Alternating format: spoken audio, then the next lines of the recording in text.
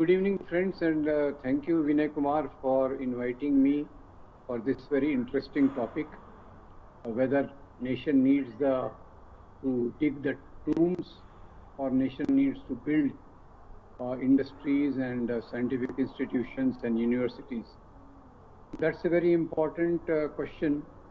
So, as you have probably introduced in the topic about the current debate in Maharashtra, it is not a debate, it's an aggressive imposition by the ruling party with Chief Minister Devendra Fadnavis. He had been talking about Aurangzeb right from the last few months or a year or so. Even before elections, he was condemning those people who have put Aurangzeb's DP on their mobiles. He called them children of Aurangzeb, and he was very harshly criticizing them. Now, after the film Chhawa came, it raised the emotions against Aurangzeb sky high. Now, this film, which is a fiction, part of fiction, it is a 126-minute film, out of which, leaving aside the ethics, there is no ethics in this ethics and beauty in the film. It devotes 40 minutes, nearly 1/3 of the time of the film, on showing the gruesome violence against Chhatrapati Sambhaji Maharaj. So as that was shown, people were glued to many people liked, got infuriated and emotionally very packed against Aurangzeb. So then the voices started coming from chief ministers and others that the grave of Aurangzeb has to be dug up. Of course, Fadnavis was careful to say that this is an archaeologically protected monument, so government can't support it. But his minister, Nitish Rane, on the lines of Babri Mosque, said that people can do their own job and the government will do its own job, means government will keep quiet if people do this. One analogy I'd like to give before I go further, and that is all politics which is done in the name of religion has nothing to do with democracy. It has nothing to do with the future of the poor people, average people. It focuses on the past history to demonize the weaker sections of society, to demonize the minorities. I am reminded of Taliban. When Taliban came to power in Afghanistan, there were severe problems because of cold, diseases, hunger, and other things. But Taliban focused on demolishing the statues of Lord Gautam Buddha, which were there from last 1600. So now see, in Maharashtra, it is riddled with so many problems. State government is having under severe debt, and problems of farmers, students, they are all there. And at this time, government is hinting about Aurangzeb's grave and how to remove it. Means government is not saying how to remove it, but government has hinted that there is no place for this grave in Maharashtra.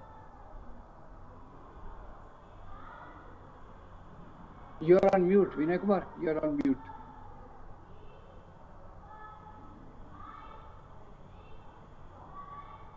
Vinay Kumar, you are on mute.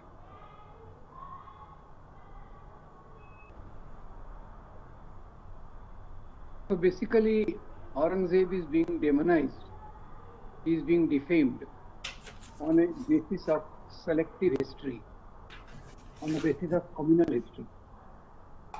They say that Aurangzeb was a very cruel king because he tortured Hindus. He was out to have create problems for Hindus as much as possible, as seen in the film Chhawa against Chhatrapati Sambhaji Maharaj. So first point to note is that Aurangzeb ruled for 49 to 50 years, and during his rule he was not against Hindus at all. First point I will say that in Aurangzeb's court, Aurangzeb's administration, 33% of officers, 33% of his allies, they were Hindus. Professor Athal Ali points out that amongst all the Mughal kings, Aurangzeb had maximum number of Hindu officers in Aurangzeb's court. Number two, Sambhaji was a political rival. Many times Sambhaji collaborated with Aurangzeb in Aurangzeb's fight against Shivaji, Aurangzeb's fight against Adil Shah of Bijapur. That time Sambhaji was part of Mughal army. But same Sambhaji, when he wanted to create his, defend his empire, Aurangzeb and Sambhaji had a bitter rivalry, and in that Aurangzeb had an upper hand. And incidentally, even in this rivalry, Aurangzeb had sent one of his officers called Rathod, a Hindu. Hindu was leading Aurangzeb's side in fight against Sambhaji. So this point that he was torturer of Hindus is totally wrong, because when rival kings fight, they don't fight for religion, they fight for power. And in this, the victor king generally humiliates the defeated king. There are many examples where Hindu kings, when he defeated another Hindu king before the Mughal administration, Mughal rule and all that, they used to demolish the Kula Devata, you can translate it Kula Devata, temple of the defeated Hindu king. So similar rivalries were there amongst Hindu kings also. Similar rivalries were there amongst Muslims themselves. So I will just point out that what is to remember is that while Aurangzeb did this type of things, he also ensured the safety of Hindus. He also ensured that the economic structure of the country that time improves. The last sentence I will say in this is that during Aurangzeb's time, India's contribution to global GDP was nearly 25%, which was highest in the world.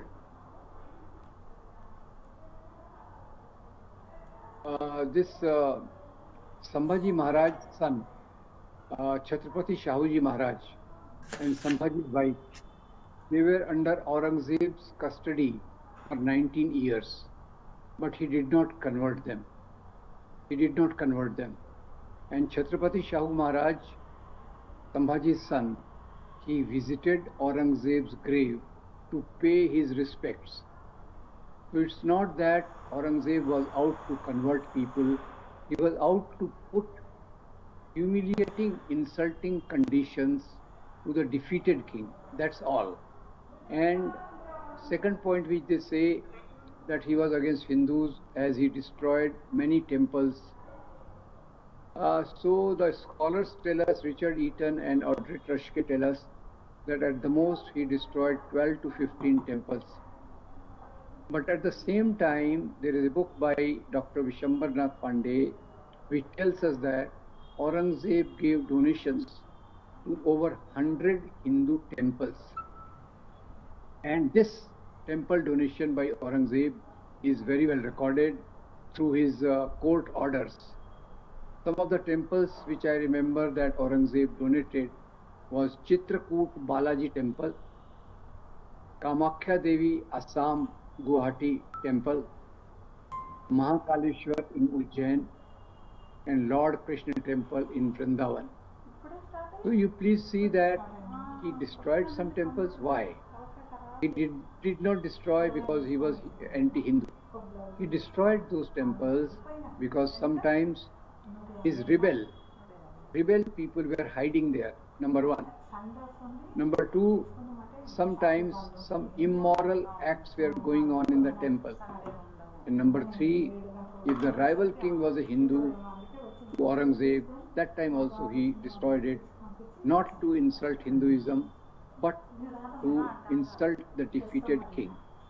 So this is a major charge which people put against Aurangzeb, that he was temple destroyer, he destroyed lakhs of temple, which is totally wrong.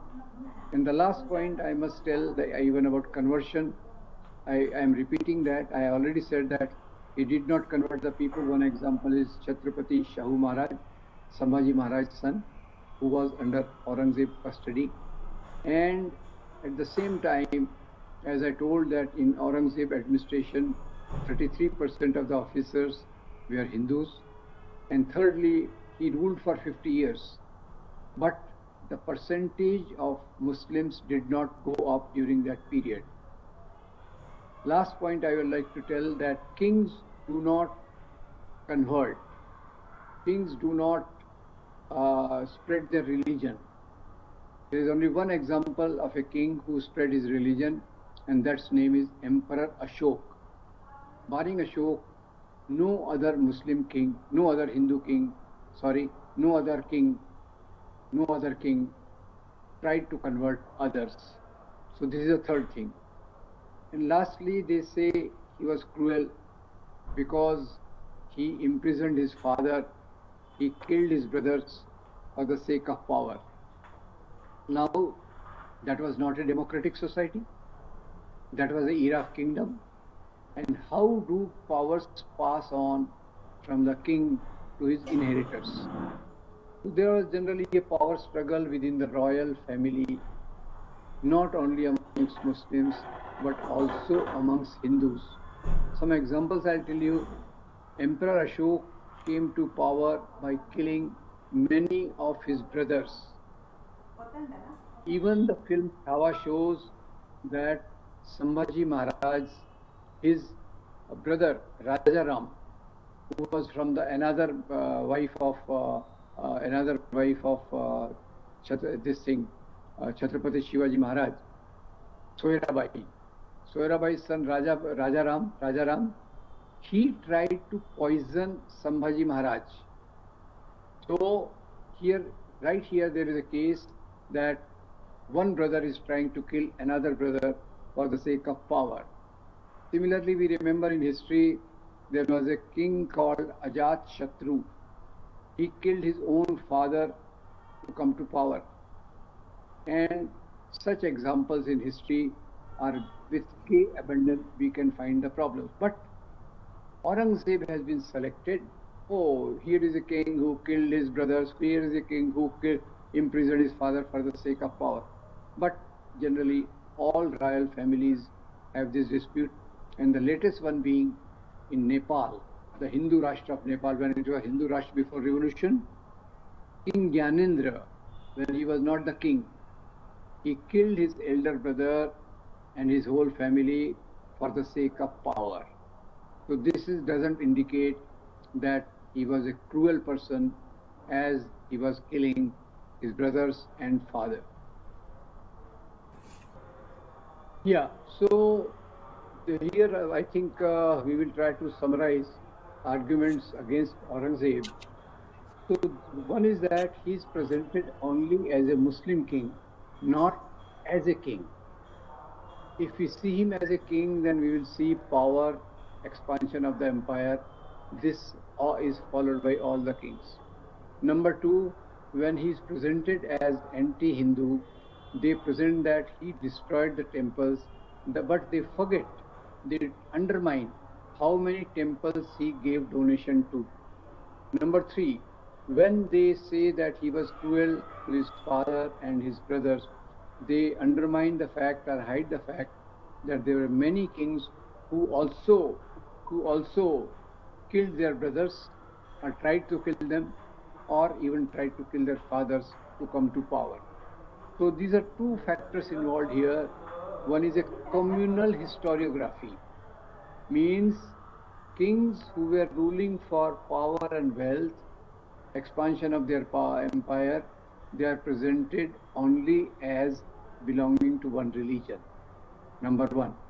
Number two, selected events from their life are presented and hide the other aspects of their life so that they can be demonized or a political effect on a particular community.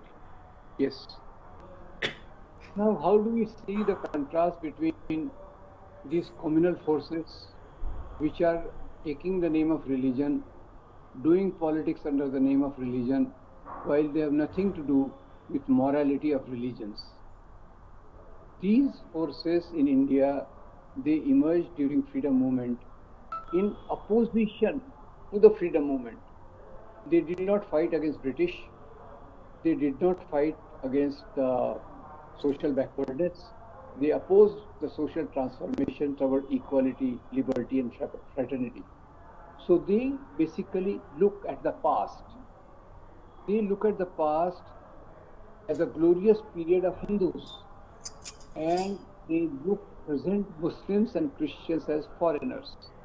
So this is their central concern, to maintain feudal values of hierarchy, low and high in the society. That is their major concern. Now, in contrast, if we see the progressive people like Bhagat Singh or Ambedkar or Mahatma Gandhi or Nehru or Subhash Chandra Bose, they always focused on anti-British struggle. They focused on people's issues, and this is very amply shown when we compare the agenda of communal forces. Communal forces, they never talk about rights of the people, the plight of the minorities, workers, farmers, students, and others. They are not concerned about it. That's why you will never see RSS participating in any struggle for peasants' rights, farmers' rights, workers' rights. They will not do that, and they want to present Muslims as the enemy. So on one side, if you see their agenda is to distract the attention of people from their real problems related to employment, health, their working rights, and others. This is their central agenda, which is opposed to the agenda of progressive forces, like which I named, which are talking mainly about democracy, which are talking about Indian Constitution, which are talking about problems of the poor to develop the country. Yes.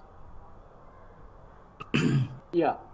So basically, after independence, we saw that the people who were struggling for democracy, trying to walk on the path of constitution, they focused on industries, irrigation, scientific research, and public sector. This is what laid the foundation of growth of modern India. So all these sectors were focused by the result of the freedom movement, in which Ambedkar's constitution, Nehru's policies, they developed the country to a great extent. Here on the other side, RSS, BJP, they have always been talking of identity issue. They have been taking up issues through which they can intensify hatred against Muslims and Christians, and they can try to promote the values of Manusmriti. That's why their issues, what are their issues? Ram temple in Ayodhya, holy cow as a means of this, that each is a big topic which we have covered in many of our videos, which I think I'll share with Vinay Kumar.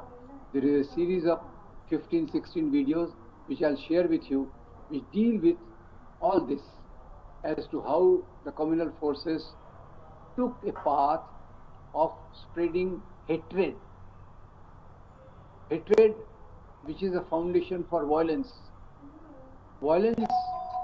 which leads to polarization. So these are the three things which communal forces did, and for this agenda, they have been using distorted version of history.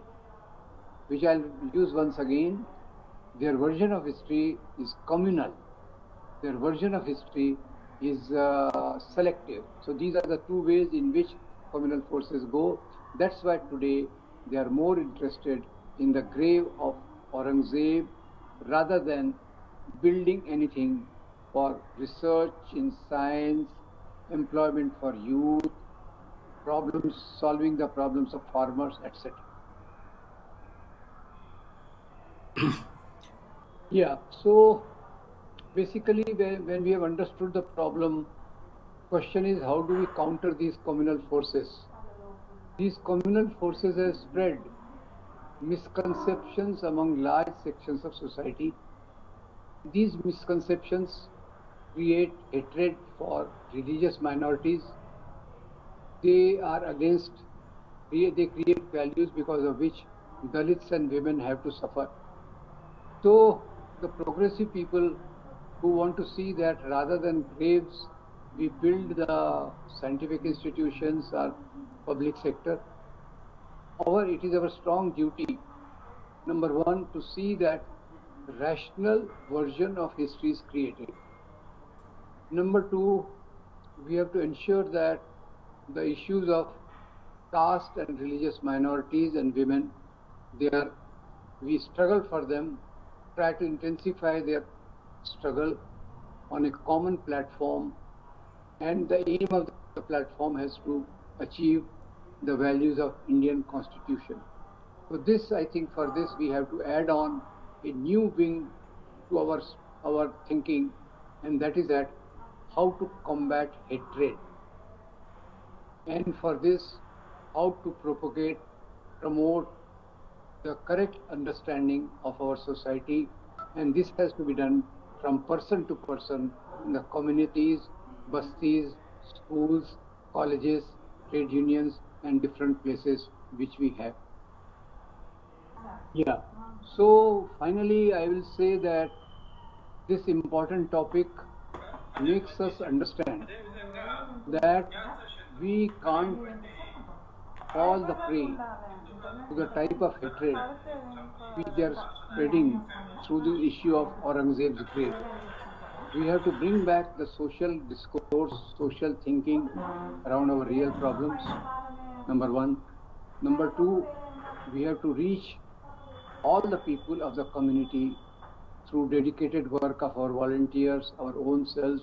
How do we reach the community with a correct message which summarizes the values of Bhagat Singh, Ambedkar and Gandhi, which takes along the values of Indian Constitution to build a future away from the communal hate and a integrated fraternal society in the future. Thank you. Yes, I invite the questions and hope that this is an important wake-up point for us as to how such issues are being put up in the society to distract our attention from the problems of the average people.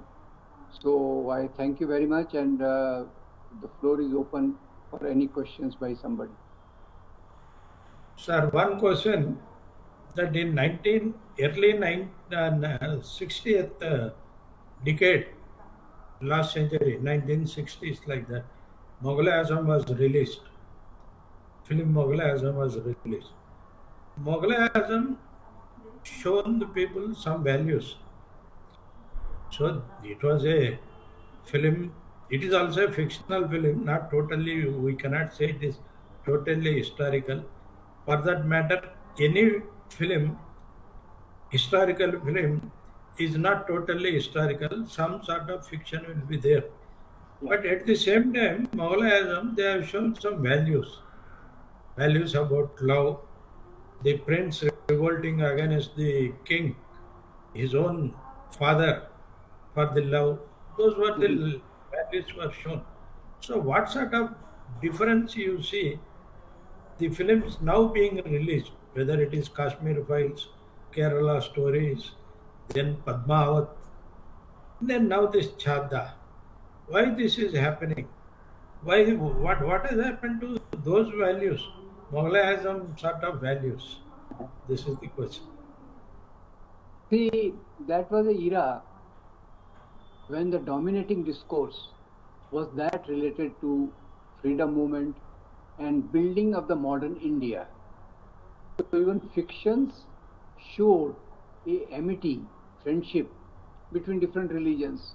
Mughal Azam, you see, there are most of the dances are around Lord Krishna, and the commander-in-chief of Akbar is also shown to be a Hindu, Rajput. So Rajputs were also, so that film was showing a proper perspective, truth or fiction, but it was showing the correct values, as you, I agree with you. So after 1990s, the whole atmosphere has been vitiated. And as the Ram Temple movement grew, it has poisoned the thinking of large section of society, and some filmmakers are coming forward to pick up that version, through which, like as you said, Kerala Story, Kashmir Files, and Bahattar Hure, then Savarkar, and all that. These are all films which are totally a distorted image of what happened in the history. So some filmmakers also want to take advantage of this situation and make films like this. Plus also, there is an atmosphere in the society. Like in 1950s, as you are correctly saying, most of the filmmakers, film writers, they were on the progressive side of society. But now many of the big actors and all that, filmmakers, they are conservative, becoming conservative because of the influence of the Hindu right-wing politics. So it is a reflection of times that such things, such films and such discourses are being made popular in the society. It's a tragic thing for our country.